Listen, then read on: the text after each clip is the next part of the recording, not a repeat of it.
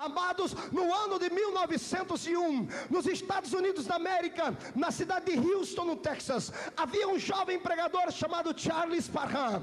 Charles Parham estava ministrando na escola bíblica dominical, quando na noite anterior, em oração, ele disse: Deus, eu quero algo diferente na minha vida. E o Senhor batizou ele com o Espírito Santo. E ele chega então na sua congregaçãozinha pequena, numa escola bíblica com 6 pessoas, e uma das pessoas que estavam assistindo aquele dia a escola bíblica era um jovem pequenino chamado Seymour. Seymour, além de ser pequenino e jovem, tinha uma coisa, uma marca na sua vida, que há 100 anos atrás fazia diferença. Ele era negro, e ser negro nos Estados Unidos da América, há 100 anos atrás, era uma treva, com problema de segregação. O problema dos brancos não se comunicarem com os negros era uma tribulação. Os americanos brancos não acreditavam nos negros, e jamais acreditariam que Deus poderia suscitar entre os negros um poderoso pregador. Mas no meio daquela conversação ali, as outras pessoas da escola dominical abandonaram o pregador sozinho, porque eram tradicionais e não acreditavam naquilo.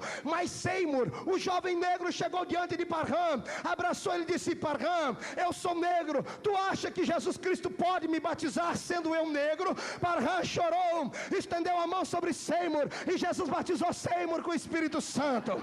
Aleluia! Mas a história não para por aí. Seymour, depois de receber a promessa do Espírito, se calou durante algum tempo em que estudou na escola bíblica, aprendendo teologia, e então ele vai para o estado de Los Angeles e funda uma igrejinha lá na Rua Azusa, o famoso avivamento da Rua Azusa. E a pregação de Seymour não era cheia de teologia, não era cheia de vernáculos linguísticos aportuguesados, nem americanizados, não. A mensagem de Seymour se consistia em 4 pilares da fé. Ele pregava que Jesus Cristo salva, cura, batiza com o Espírito Santo e leva para o céu. Estava na porta da igrejinha de Seymour. Aqui Jesus batiza com o Espírito Santo. Os homens grandes ali da América, quando ouviram dizer que havia um jovem negro pregando num poder que eles nunca tinham visto, começaram a atrair. O Pentecoste não esparrama, o Pentecoste atrai as vidas. Por isso eu quero dizer para você: não tenha vergonha de sair do seu lugar hoje, dá um salto, plantar bananeira. Ninguém vai se escandalizar aqui.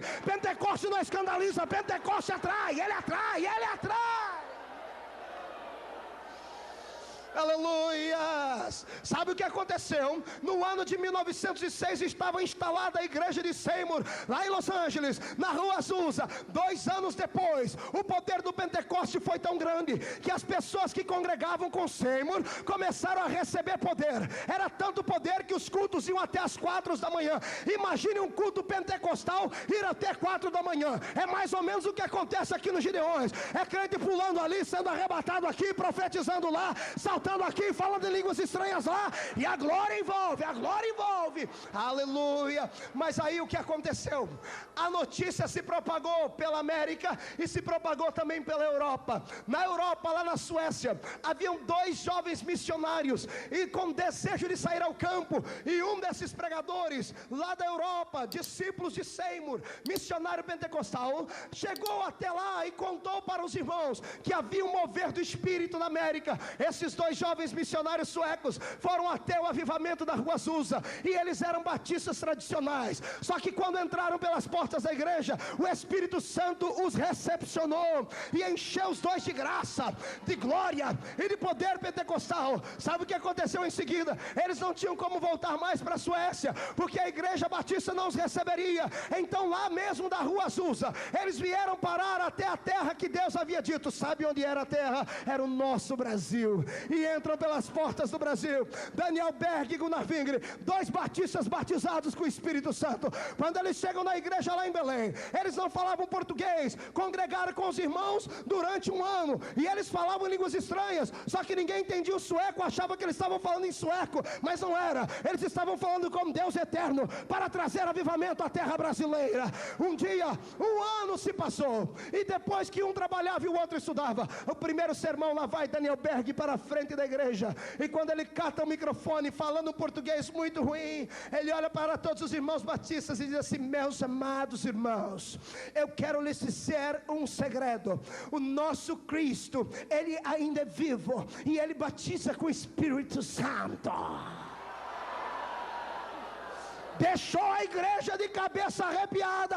O pastor expulsou do púlpito, a metade da igreja se desviou, metade queria ir com eles, a outra metade não.